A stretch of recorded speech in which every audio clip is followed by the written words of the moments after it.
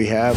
Right from the beginning, we projected 4 to 5 weeks, but we have capability to go far longer than that. We'll do it, whatever. صدر Trump نے کہا کہ ہم نے اپنا مقصد حاصل کر لیا ہے، وہ آبنائے ہرمز کو بند کر دیں گے مکمل طور پر۔ زمینی حقائق کیا ہیں اور اس کے اثرات کیا ہوں گے عالمی معیشت پر؟ صدر ٹرمپ نے یہ اعلان کیا ہے کہ وہ ہر صورت 4 ہفتوں میں ایران میں رجیم چینج کا مقصد حاصل کرنا چاہتے ہیں۔ اعلان کیا ہے کہ وہ ہر صورت اپنے سپریم لیڈر سید علی خامنائی کی شہادت کا بدلہ لے کر رہیں گے۔ دوستوں اور ساتھیوں، یہاں میں پورے وثوق کے ساتھ یہ کہہ سکتا ہوں کہ ایسا ہونا ممکن نظر نہیں آتا۔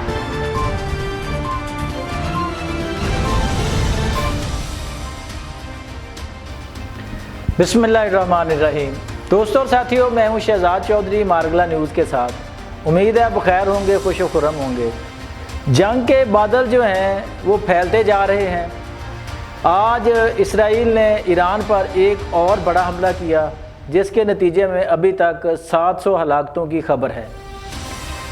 دوسری طرف صدر ٹرمپ نے یہ اعلان کیا ہے کہ وہ ہر صورت 4 ہفتوں میں ایران میں رجیم چینج کا مقصد حاصل کرنا چاہتے ہیں، اور اس کے بعد ایران نے جوابی طور پر یہ اعلان کر دیا ہے کہ وہ آبنائے ہرمز کو بند کر دیں گے مکمل طور پر، اور اگر کوئی اس میں جہاز گزرنے کی کوشش کرے گا تو وہ اس کو آگ لگا کر تباہ کر دیں گے۔ اسی طرح پاسداران انقلاب اور حزب اللہ جو ہیں وہ دونوں جماعتوں نے یہ برملا اعلان کیا ہے کہ وہ ہر صورت اپنے سپریم لیڈر سید علی خامنائی کی شہادت کا بدلہ لے کر رہیں گے۔ جی ہاں دوستوں اور ساتھیوں، یہ بڑے ہی اہم سوالات ہیں جن پر آج ہم بات کریں گے۔ ایک ایک کر کے ان پر تھوڑی سی ڈسکشن کرتے ہیں کہ کیا یہ جو سوال میں نے اٹھائے ہیں یا جو دعوے کیے جا رہے ہیں ان میں حقیقت ہے، زمینی حقائق کیا ہیں اور اس کے اثرات کیا ہوں گے عالمی معیشت پر؟ کیا یہ جنگ پھیل کر عالمی جنگ بن جائے گی؟ تو دوستوں اور ساتھیوں، صورتحال اس وقت یہ ہے کہ امریکہ نے جو حملہ کیا تھا اسرائیل کے ساتھ مل کر، کبھی تو اس میں امریکی صدر ٹرمپ کا کہنا تھا کہ وہ ایران کو نیوکلیئر پاور نہیں بننے دینا چاہ رہے، دوسری طرف وہ دعویٰ کرتے تھے کہ وہ ہر صورت ان کے میزائل تباہ کرنا چاہ رہے ہیں۔ جب پہلی دفعہ حملے ہوئے تو اس وقت صدر ٹرمپ نے کہا کہ ہم نے اپنا مقصد حاصل کر لیا ہے۔ وہ کون سا مقصد تھا؟ وہ نیوکلیئر پاور سے ہٹانا تھا، وہ ایٹمی پاور جو ہے ان کے جو میزائل پروگرام ہے اس کو ختم کرنا تھا، یا کچھ اور تھا، اس کی آج تک سمجھ نہیں آئی۔ اب ٹرمپ بہادر نے نیا دعویٰ کیا ہے کہ ہم 4 ہفتوں میں رجیم چینج کریں گے۔ شاید صدر ٹرمپ جو ہے وہ طاقت کے نشے میں چور یہ سمجھنے سے قاصر ہیں کہ ایران کے اندر کس طرز کا جو نظام حکومت ہے وہ رائج ہے۔ جی ہاں، یہاں میں تھوڑا سا عرض کرتا چلوں جن دوستوں کے علم میں نہیں ہے، یا ٹرمپ بہادر کے بھی شاید علم میں نہ ہو، ویسے تو دنیا کے وہ سب سے طاقتور آدمی ہے اور ان کی سیکیورٹی اور ان کا جو انٹیلیجنس سسٹم ہے وہ دنیا کا سب سے بڑا انٹیلیجنس سسٹم ہے۔ لیکن ایران میں اگر وہ سید علی خامنائی کی شہادت کے بعد یہ سمجھتے ہیں کہ ایران میں رجیم چینج ہو جائے گی، نئی حکومت آئے گی، نئی حکومت ان کی کاسا لیس اور ان کی پٹھو ہوگی، اور تیل کے ایک بڑا ذخیرہ رکھنے والے ایک اور ملک پر امریکی قبضہ ہو جائے گا۔ دوستوں اور ساتھیوں، یہاں میں پورے وثوق کے ساتھ یہ کہہ سکتا ہوں کہ ایسا ہونا ممکن نظر نہیں آتا۔ اس کی وجوہات کیا ہیں میرے کہنے کی، وہ میں آپ کے سامنے بیان کرتا ہوں کہ دیکھیں، ایرانی جو حکومتی نظام ہے نا، اس میں سپریم لیڈر جو ہے اس کا براہ راست حکومتی نظام چلانے میں اتنا بڑا عمل دخل نہیں ہوتا۔ بے شک وہ بہت پاورفل شخص ہوتا ہے، وہ رہبر اعلیٰ ہوتا ہے، وہ کسی بھی بڑے حکومتی فیصلے کو ویٹو بھی کر سکتا ہے، لیکن جو تمام تر حکومتی نظام ہے وہ ایک منتخب شدہ حکومت چلاتی ہے۔ اب وہاں کیا کہ ایک تو سپریم لیڈر آ گیا جس کا اپنا دفتر ہوتا ہے، اپنا سارا سسٹم ہوتا ہے، وہ ساری چیزیں دیکھ رہا ہے، اس کے نیچے حکومتی نظام ہے جس کا جو سربراہ منتخب صدر ہوتا ہے، اس کے بعد 2 لیئر اس سے نیچے ہیں جن کو جن کی ٹریننگ دی گئی ہوتی ہے، جن کو سارا تیار کیا گیا ہوتا ہے کہ جیسا کہ امریکہ نے سید علی خامنائی کو شہید کر دیا تو کیا اس کے بعد ایران میں کوئی کوہرام مچ گیا؟ کیا عوام کی سڑکوں، ایران کی، تہران کی سڑکوں پر کوئی جشن کا سماں تھا؟ یہ امریکہ نے دیکھا؟ میں نے اپنے کل کے ولاگ میں بھی کہا تھا کہ امام کی شہادت کے بعد جو لوگ تھے تہران کی سڑکوں کا پر، ان کے چہروں پر آپ کو غم، آپ کو غصہ، آپ کو رنجیدگی ضرور نظر آ رہی تھی، لیکن ان کے چہروں پر کوئی خوف و ہراس نہیں تھا۔ وہ امریکیوں سے ڈرے ہوئے، اسرائیلیوں سے ڈرے ہوئے نہیں تھے۔ بے شک اسرائیل جتنے مرضی حملے کر لے، اتنی جلدی ایران میں رجیم چینج ہوتی نظر نہیں آ رہی۔ دوسرا اس کا پہلو کہ اگر ایران میں رجیم چینج ہو جاتی ہے، مثال کے طور پہ موجودہ حکومت ختم ہو جاتی ہے، تو اس کے بعد کی لیئر جو ہے وہ حکومت سنبھال لیتی ہے، تو کیا وہ امریکہ کی بات مانیں گی اسی طرح جس طرح موجودہ قیادت نہیں مان رہی؟ کیا جو ایران کے تیل کے ذخائر ہیں وہ امریکی جو ہے اثر و رسوخ میں آ جائیں گے؟ یا دوسری طرف امریکہ میں بیٹھے رضا شاہ پہلوی کے بیٹے جو ہیں، جو اقتدار کی کو للچائی ہوئی نظروں سے دیکھ رہے ہیں، امریکہ کو ایسا لگتا ہے کہ عوام جو ہیں وہ ان کا ساتھ دیں گے؟ یا سید علی خامنائی کی شہادت کے بعد عوام نے کہیں جشن منایا ہو جناب کہ ہمیں آزادی ملنے والی ہے؟